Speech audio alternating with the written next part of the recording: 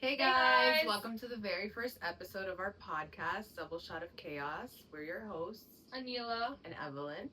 and thank you so much for joining us in our very first episode. I know a lot of you guys have been waiting so patiently. A lot of you guys are so excited for us to do this, and we couldn't be any happier and any prouder of all the support we've been getting from all around. So a big thank you to you guys. Yeah, big thank you.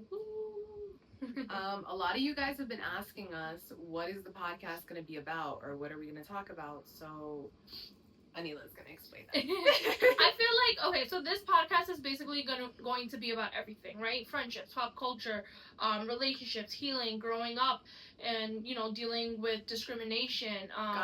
Gossip. The tea. And the tea. We're planning on having so many, different guests on our show. We actually have one that we're really excited about. Yeah, we actually do have one that we're really excited about.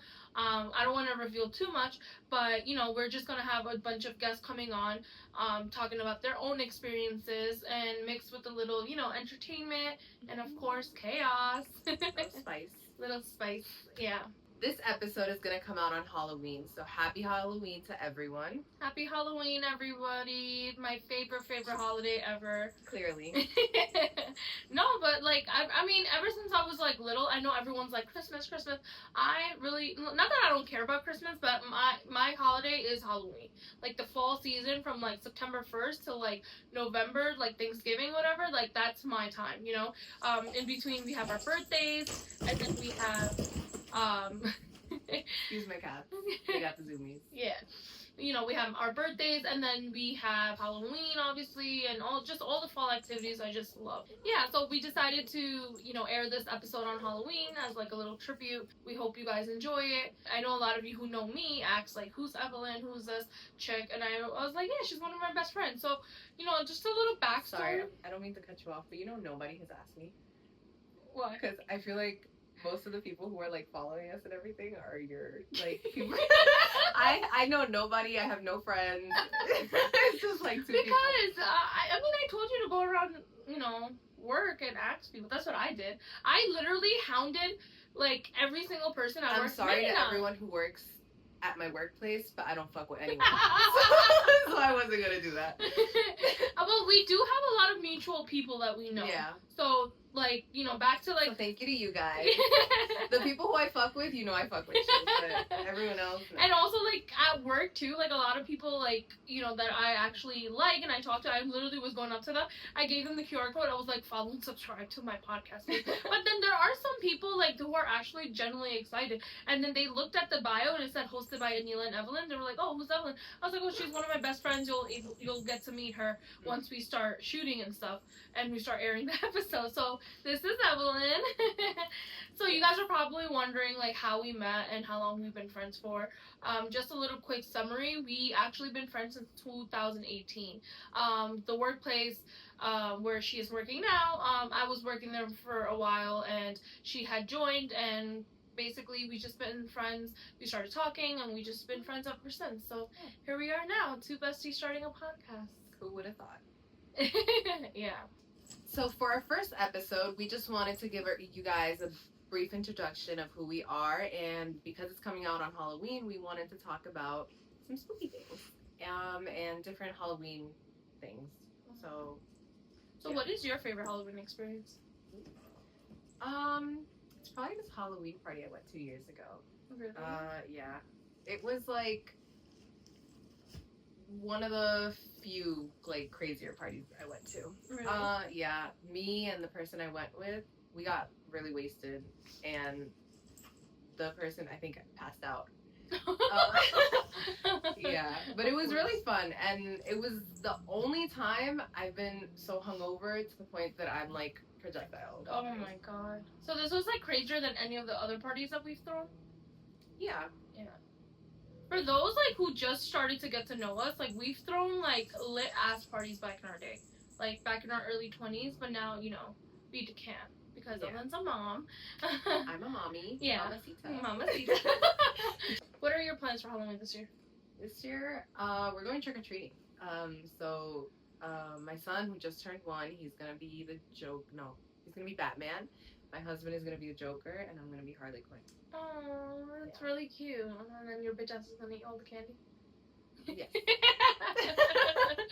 By November 3rd, there will be no more candy. Yeah. I was like, someone was telling me, someone's like, we should just go trick or treating for the candy, and I'm like, no, that's like.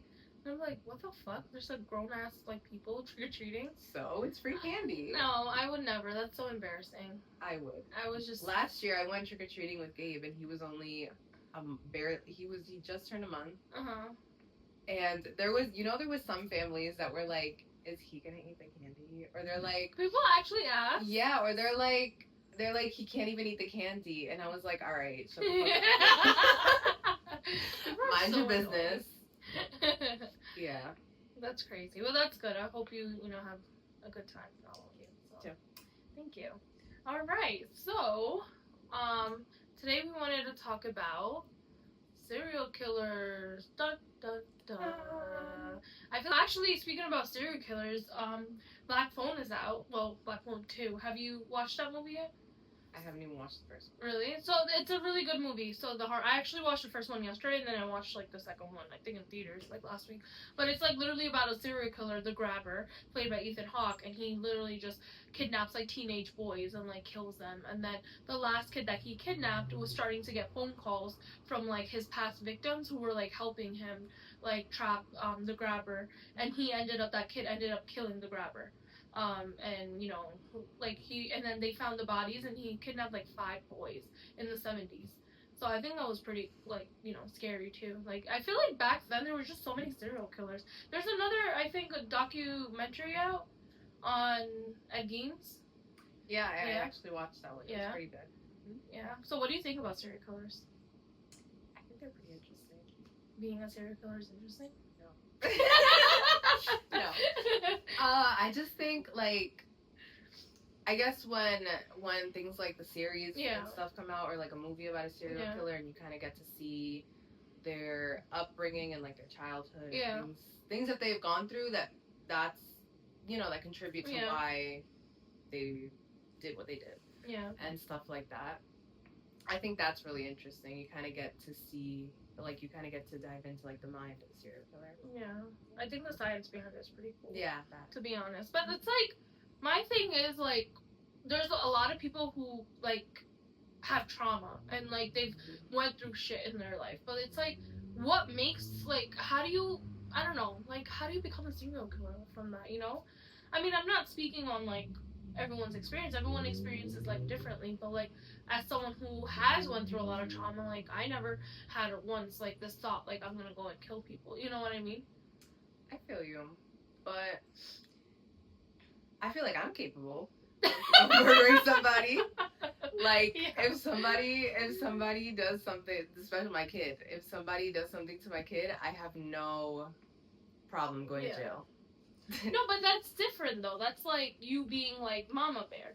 But like serial killers, they murder like a bunch of like for like joy. For joy. There has been like and they can't help themselves. Like it's like this sick mentality that they had. Like they have to kill this person or else they won't be able to live. Like I didn't watch the Ed Gein series, but I watched the Jeffrey Dahmer series, and he was like fighting with himself, against he didn't want the urge. Yeah, like the urge to kill, but then he just had to do it, and it just made him like feel better.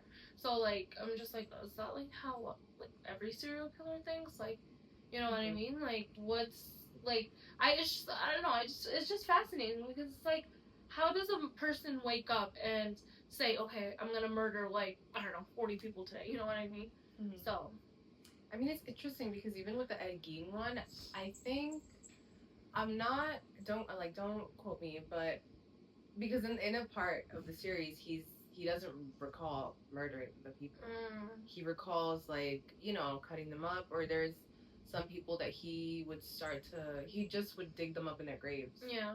And then he would grab their body parts and stuff because he was trying to recreate his mom from the dead people. So he had an obsession with his mom.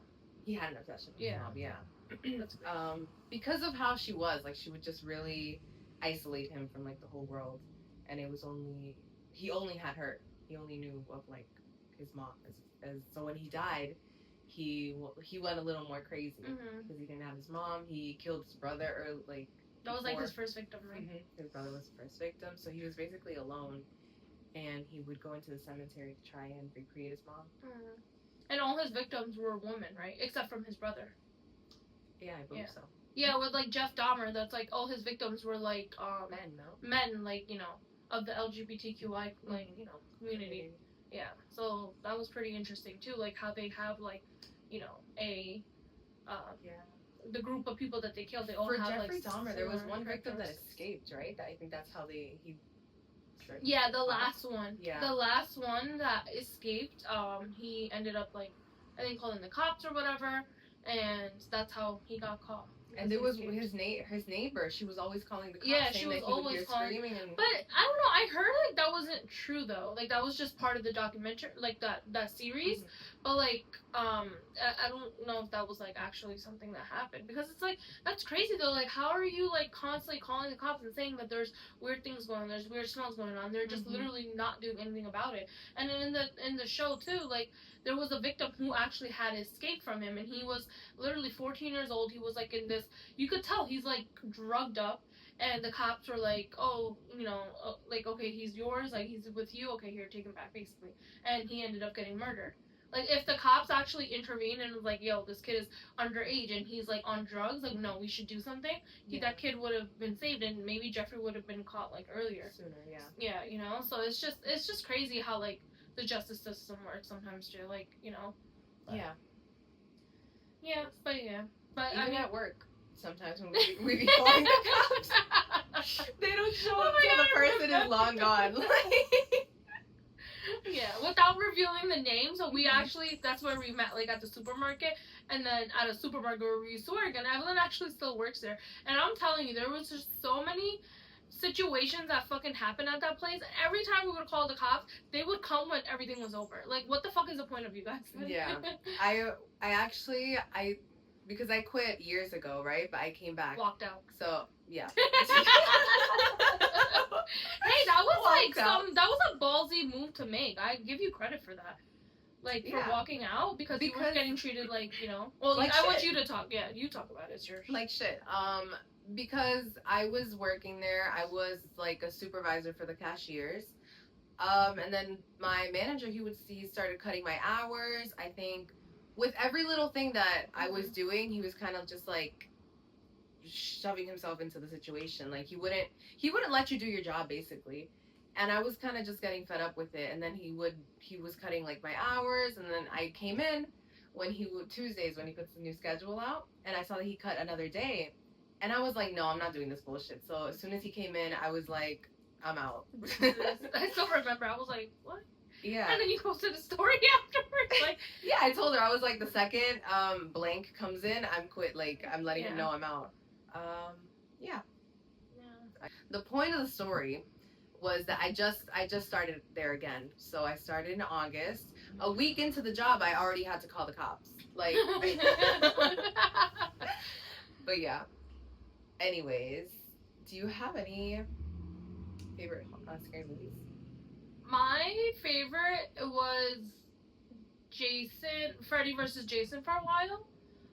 It's not really horror, but like, I've watched. Yeah, it's like a thriller slasher movie. But then I actually really like Black Phone. I enjoyed it, and it's like a mix of like the slasher thriller and like the horror component of it. So I think, and then it's literally fucking kids acting in that movie, and they did a better job than like most fucking adults. So I really liked it. You should watch it. It's on Peacock, but yeah, I really liked it. What about you? Do you have any? Me, I really like the Conjuring series and the Annabelle. Really? The Annabelle, maybe not so much like the newer ones, but like the first and second, and especially the Conjuring. I love those movies. Yeah. I'm really into like Ed and Lorraine Warren, rest in peace. Aww. But yeah, I really like their whole. So there's been a lot of talk whether or not like the work that they did was actually true. What do you think? Really? Yeah, there's been a lot of like, conspiracy theories, like they just made things up, and it wasn't like, what they did was just like all bullshit or whatever. I mean, I think it's pretty true, not gonna lie. Like I know they have the museum in Connecticut. Yeah. And I know it's closed now. Yeah, no, but Because- what's his name? The comedian Matt Rife or someone like yeah, that. He bought it. purchased it, right? He purchased it, so he wants to open it back up again and also like allow people to sleep there overnight, which I will not be fucking doing. Hell You no. wouldn't do something like that? No, hell fucking no. I don't know. I don't fuck with ghosts. Really? No, yeah, no, I can't. So how is Halloween your favorite holiday? But you. I mean, Halloween is more about just fucking ghosts and shit. Like, I feel like it's like, you know, the fun part too. It's There's spooky. it's spooky, but like, yeah, no, I'm just, like, I have a limit. I feel like I'm really interested in that, and like even the Ouija board. Like, I don't think Oh. I could ever play the Ouija board, but I do want to. Like, I want to experience it, but I'm too pussy to, Yeah, to no, actually do it. I'm too pussy for that too. Yeah. And I feel like when I was younger, like people from school, they would be like, oh yeah, at 3:00 in the morning, go in front of your mirror and say Bloody Mary 3 times, and I'm like, oh fuck no, I'm not doing Yeah, that I wouldn't do. No, that's just scary. But I really wish I could have, like, experienced the Ed and Lorraine Warren Museum. Oh yeah. And before it got shut down. Yeah, hopefully Matt Rife opens it back up and we can go. But they were saying that they moved the Annabelle. There was rumors that the Annabelle was, that she disappeared, but that was fake. Yeah. You know, there's one in Las Vegas, a haunted Really? museum, Oh really? and people are like, whenever they leave, they feel like really dizzy, or they just feel like really depressed, like something kind of sticks with them. Why the fuck would you want to like put yourself through that though? Like, I don't know, it's just. there's a museum in Amityville too. Is it actually? Yeah, like I mean, who knows? Like the murders that happened in Amityville, they said it was because like the guy got like possessed or he was like told by a spirit, and then apparently there was a family who moved in there and they got haunted and they were out in like less than a month, so they just like closed that house up and just made it into a museum. But it's just crazy how people like actually like that shit. Like, I've been to. I like it, but like I have a limit. That's my thing. I'm just like, if I'm gonna fucking go somewhere and come out depressed and dizzy, no fucking thank you. Like, I'm not doing that shit. I feel like I would go into like an actual haunted house Mhm. or like haunted museum or something with my man. Oh. But I don't think he would do it. Yeah. But like, I wouldn't do it by myself. I'm too Too scared. scary. So, have you like ever experienced like the supernatural, like yourself? You know, I haven't. The only thing I guess that's like closest to that is my mom still thinks I'm lying to this day. But when I used to live in Queens, we lived in Sunnyside. And we would always go to like the Old Navy and like there was like some shops, right? So we would walk there. And on the way back, there was like one house that had like a balcony and stuff.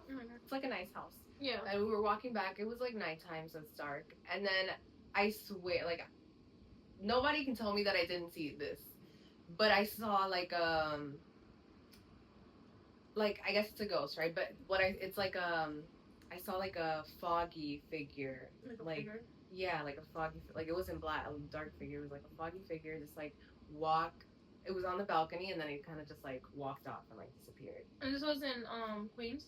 Queens. I was little, but I was too scared to like Do anything. Yeah, I mean, I just kept on walking with my mom. I held her hand, Oh. but that's like the only thing I've ever experienced. Really? Mm-hmm. I feel like with me, like when it's like late at night, so sometimes I have trouble sleeping at night, right? Do you have sleep paralysis? No. Oh. I thought that's where that was. No. So I have trouble sleeping at night. So like I would literally wake up at the most random times at nighttime, and it'll be like, and it's always like around that 3:00 mark, and I was like, why the fuck am I always waking up? Like even last night. But I feel like anytime I'm awake, and it's like, you know, it's like pitch silence in the room, I feel like I'm hearing things. I don't know if that's just me, but like I cannot sleep in a quiet room. Like I need either, like sometimes I put my AirPods on, I put like The Office on, and I literally sleep to that, or like I have to put like white noise on or something, because if it's silent, I start hearing things. Really? Yeah, like I don't know, it's just like really weird. Like I don't think my house is haunted or anything like that, but it's always been like that. Even if I'm like anywhere else, like the other day I was at a hotel and I was like, it was so quiet in the hotel, I had to like put like a little bit, like I had to leave the TV on or something overnight because I could not sleep like with the silence. Like it's so weird. But yeah, That's strange. yeah, I'm a strange bitch. Yeah. You know, there's actually in Ecuador, one of my uncles, he owns a house there, and he was rented out, and one of the tenants, they just shot themselves in the front of the house, like by the door. He shot himself right in the head. So that happened, and I was too scared to like go into the house when we would go. But and then also in the backyard, like in the back, there was a pool before, and a kid drowned in the pool too. Oh my god. So I don't know what's going on in the house. But do you stay there when you go to Ecuador? No. I stay in my grandpa's house. Oh, okay. But he renovated it and everything, like he fixed it up, and so I went to like see everything. But I don't know. I didn't feel. I guess I was more fearful, but I didn't actually feel anything. But I mean, I don't know. I wouldn't stay there overnight, but yeah. But yeah. I remember my mom was telling me a story in Pakistan. So in Pakistan, you would always hear about like haunted houses and like haunted things. And my mom was telling me a story about like her brother's friend who was like so fucking brave. Mm-hmm. So he was basically dared to go into like the cemetery at like 3 a.m. and just like, I don't know, just put like a nail there, like, you know, just hook a nail or something on the ground. And he did it. Like voodoo. Yeah, he did it, and he didn't care. He was like, yeah, fuck it, I'll do it. He did it, and literally, like, he was turning around to go back home, and his, like, you know, we wear, like, these long, like, gowns to sleep, so, like, his gown, I guess, like, it got stuck to the nail, and he thought someone, like, you know, grabbing him, and he literally, like, just had a heart attack right there, and then I was just like, and then they found out it wasn't someone, it was, like, it got stuck to the nail. So that's like, I mean, he's dead. So, but yeah. Your cousin? Cousin? No, it wasn't my cousin. It was my mom's brother's friend. He's dead. Oh. He died. Damn. You said it like that. Like, he's dead. I mean, I don't mean like a rest in peace, but yeah. R.I.P. But yeah. Yeah. You know, my aunt also in Ecuador. I feel like there's a lot like in that's what I was saying. Mm-hmm. But what happened in like in Mexico? Sorry, but in Mexico and I guess in all Latin America maybe or all Hispanic countries. I mean, yeah, it happens in Pakistan. We've heard about like La Llorona, which is a lady who like she killed her kids because I think her husband or her partner didn't want the kids, and then after she did, she regretted it. So she's like in Mexico, I feel like I've heard it the most. Yeah. But it's everyone always hears her like crying for her kids, like mis hijos, because she killed them. But there's that. We also believe in like leprechauns, like duendes. You guys are fucking Irish now? They're not. I get like in English it directly. It my bad. It translate directly to leprechauns, but it's just like a short person. To not be. Oh, like dwarves. We don't want to offend dwarves. Is that what it's called? Dwarfs, yeah. They're called dwarfs here. Like dwarfism. Like when people are born like short. Yeah. Yeah. I was gonna say the other term. Chicken feet? No. like these. Like these things that you. Do you see them? No. I have little duendes, but it's like those, but like scary. Like they'll come and haunt you, but not these. But that's like the legend that we believe. So people will see them, and they're like, you know, they're like short. They got a hat. They have the hair, and they'll kind of just like they'll play tricks on you. Is what they do. So my aunt's family that lives over there. They live in like the La Costa, which is like it's not the jungle, but it's like that. So they've heard a witch recently, and that she comes and like she stomps on top of the house, and there's like they've seen her on her. For me, it's hard to believe because they've actually seen her on her broom and like fly away. And I'm and I said the same. I reacted the same way. What is this, Halloween when my mom told me? I reacted the same way, but they're like, no, like they swear. And multiple people, like my aunt's daughter that's over there, she's heard the witch. Because the witch took their dog. The witch took my aunt's daughter's dog.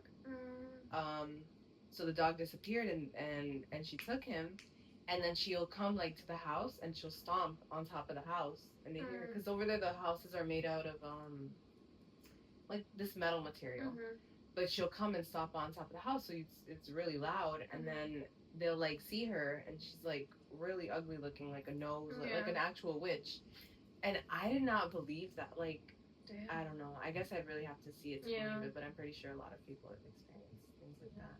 Yeah, I have like a friend, he's actually from El Salvador, and like, is where he lives, he doesn't live in the city, like his family's from some small town named Ohachapan, something like that.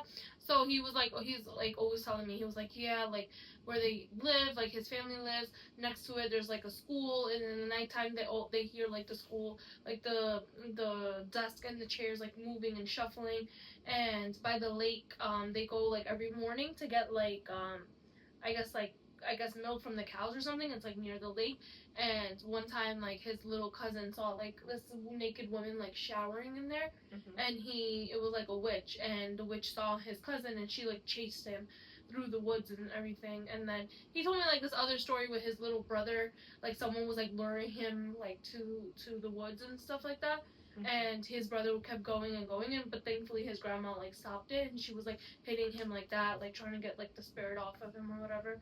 So like stuff like that actually happens. Like people experience like it. It's real, Yeah. Like there's like even in the nighttime, he was like, when I used to sleep, there used to be like all these noises and stuff like that. I was like, oh, you brave, because I can't. The voice you made, I know who exactly you're talking about.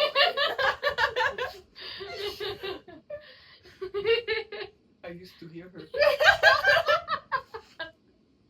He's gonna watch this. He's gonna be like, watch this and be like, this bitch. But yeah, so that's our experiences with haunted stuff. Yeah. That is the end of our episode for today. That was our very first episode. Thank you guys so much for tuning in. Yeah.